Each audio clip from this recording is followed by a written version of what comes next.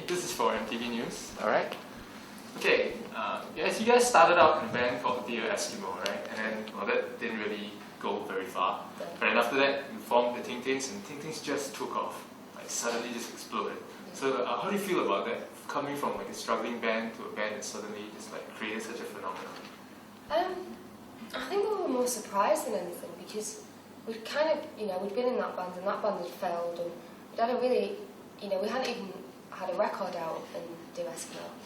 And so we was just enjoying writing songs and playing house parties for our friends. We was based at a place called Islington Mill, which is like this disused cotton mill in Salford, Manchester. And there was lots of artists there, and we were getting really inspired by that and throwing, parties and seeing all these amazing bands.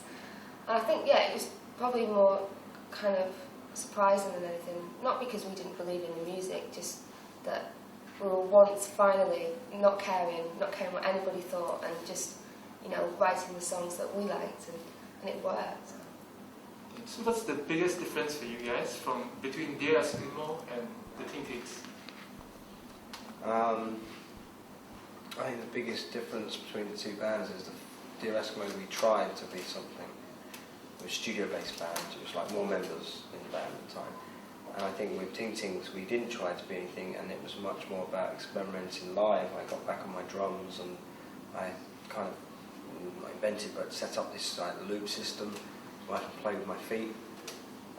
Katie picked up the guitar for the first time. She only started playing guitar, I think, in February 2007, around there. So, whereas Dear Eskimo was much more about producing, being in a studio, writing, trying to create something like a perfect pop band. At Ting Tings, we were both lost. There was only us two left, and we were getting, having parties and getting drunk, having fun, and experimenting with our instruments and these songs and this whole energy. That's how it evolved. I think there's a major difference between the two bands because of that. You have 20 friends in the living room. I heard that when you guys were playing at the Mills, even Rick Rubin wanted tickets to your show.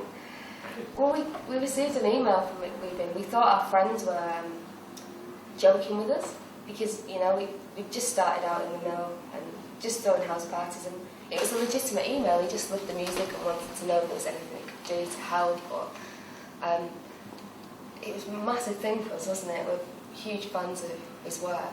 So I remember we was pacing quite a lot, weren't we? We kind of heard and we didn't know what to do. We was kind of pacing around.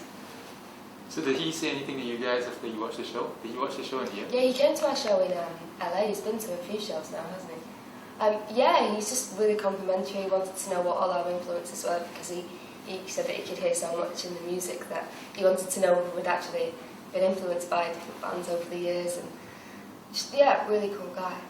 I believe Katie once said in an interview that something along the lines of like, We Started Nothing was like an album that sort of just fell into place, right? It was just like, you guys just did what you want, and in the end it just worked out. Yeah. So how will the second album be like? If the first album's this way, are you all going to sit down and plan for the second album, or is it going to be the same thing? No, our whole year has been not planning anything. I think in one way because it's kind of gone so well around the world, we've just been in this big whirlwind, and there's no time to sit down and plan, which I think is a good thing. I think sometimes when you feel like you have nothing to lose, you take more risks, and I still think we're kind of in that headspace of...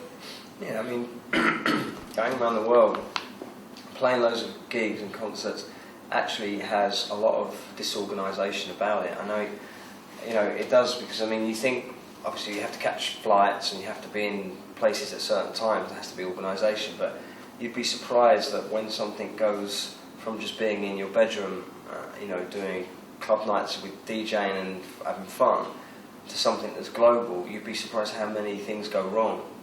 And those things that go wrong means a lot of times we're on stage, playing in front of people not knowing why we're there, or we're meant to play half an hour or an hour, we don't know.